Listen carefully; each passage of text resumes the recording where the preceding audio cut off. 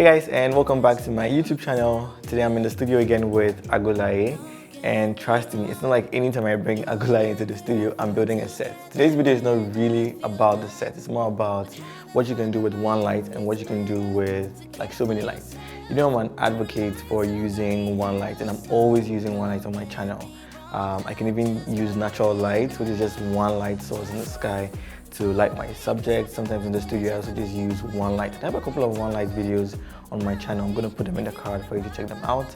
But today I just wanted to do like a one light versus, we have like 4 lights right now, and then we can do like a comparison, you know, for you guys to see if truly you can always do everything with one light, or sometimes you just need a lot more lights to do specific things in your shots. And I'm going to walk you through building the shot and showing you exactly what each light is doing.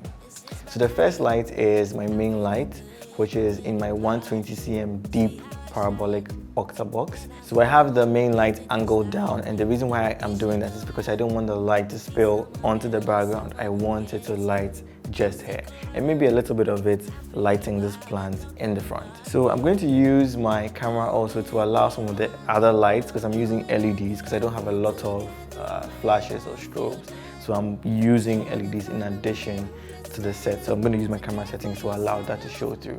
So I've already gone to my main light. So this light is only throwing light onto this plant alone, and it's not spilling anywhere else. Maybe we just have a little bit of it lighting Agolaye on this side, but that is not really its job. It's supposed to be hitting this plant and this plant alone. So if we go behind Agolaye to her left, we have a strip box, and what that's doing is supposed to add separation. So it's going to cast light or throw lights just behind Agolaye and rim her out really nicely so she pops off our dark background. Now our fourth light is a speed light in a cone. It doesn't have any grid on it, and it's feathered away from the backdrop, but I know that it's going to spill, and it's the spill I want. I want the spill to come out of this light and then just illuminate our backdrop, because like I said, the way I've structured the lighting is not going to hit the background. So you add in this light, it's just going to throw a little bit of light and add more interest and drama to our shots so she pops off the background. So I'm going to start showing you how all of these lights are working together. So I'm going to start off with the light in the back.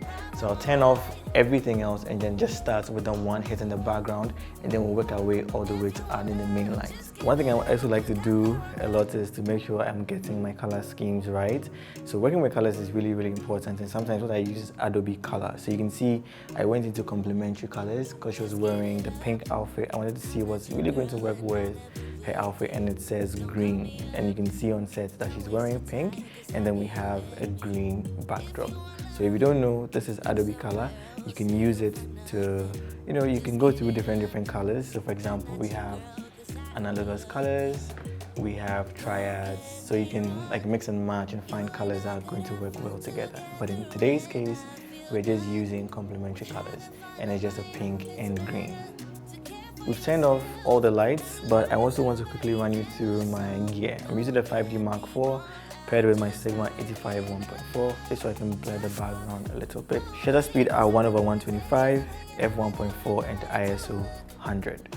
So we're going to start testing right now. Alright, so we have our model in position, and I'm going to start off by taking a shot of just the backdrop. So I've turned off all the lights, so the strip, the main, the LED, everything is off except the one hitting the backdrop. So I'm going to take a test shot right now.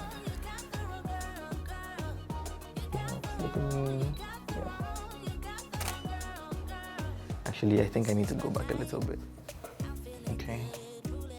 Yeah, that's stunning. Perfect.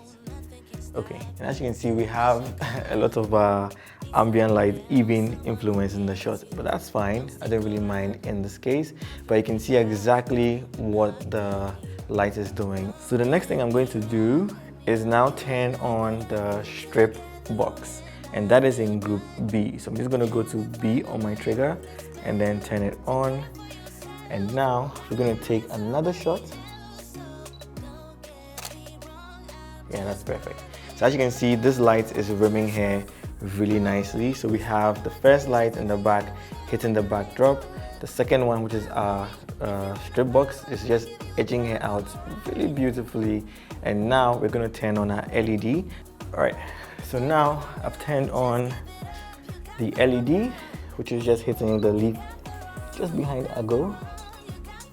Take another test. Stunning. Now you can see we've brought more life into the plant, and we have a little bit of the LED spilling onto her left arm or right arm, camera right, as you can see, but that's not really affecting the shot. Now the last light is our main light, and I'm going to turn that on and then take another test shot. Stunning. Now you can see all these lights have come together really nicely, and I like how everything is looking. I'm going to take a few more shots like this before I turn off everything else and keep only the main light on. Alright, so Ago, you know what to do. You can even play with the plant a little bit, maybe pull it closer to you, that kind of thing. Yeah, perfect. You know the poses already. Stunning. Beautiful. Yeah, that's nice. I love that. Beautiful. Beautiful. Yeah, stunning. Oh yeah, that's lovely. Yep. One more. Yeah.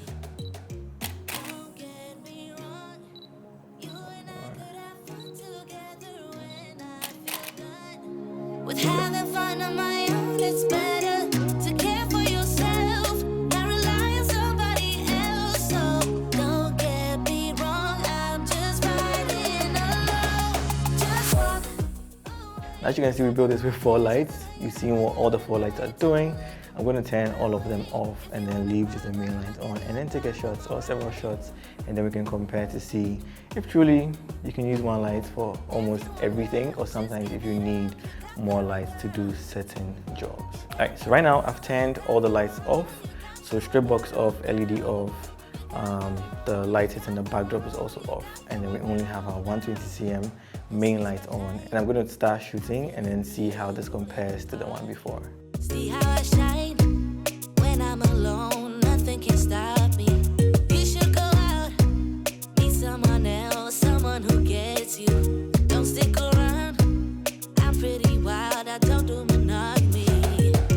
Don't get me wrong, you and I could have fun together when I feel done. With having fun on my own, it's better to care for yourself, not rely on somebody. So guys, I hope you enjoyed today's video and found it useful. And tell me which one is your favorite, whether you like the one light, I personally like that one, or whether you like the one with the 4 lights. All of them had different characters to it. The one light had a lot more mood. You can't really see exactly what's going on in the background, and it makes your subject pop. Like, that's the only thing you focus on. But the other one, which had all the 4 lights, added a little bit more interest to it, because your eye could travel around the image and see all the different things going on in the frame, and that to me is just different. Like, you can't do that with one light. So I'm not trying to say that you can't do everything with one light. You can do with one light, but then if you have more lights, you can also experiment and have more fun. Like I said, the one light gave a lot of mood, and then adding other lights just gave us more interest in the images. And these are different moods or feels that you can come up with. So yeah, experiment with a lot of lights if you have them. If you have just one light, also know that you can pull amazing images off. But then again, let me know in the comments which you found really nice, or whichever was your favorite. So I'm going to be putting raw files from today's session also in my Patreon. So if you're not a patron, click the link below to become a patron today. For $7, you can have access to raw files just like this one every single week when I upload a new video. You can zoom in, examine the files, especially now that I'm comparing one light and 4 lights, and see how all of them came together. That brings us to the end of today's video. Remember, don't ever give up.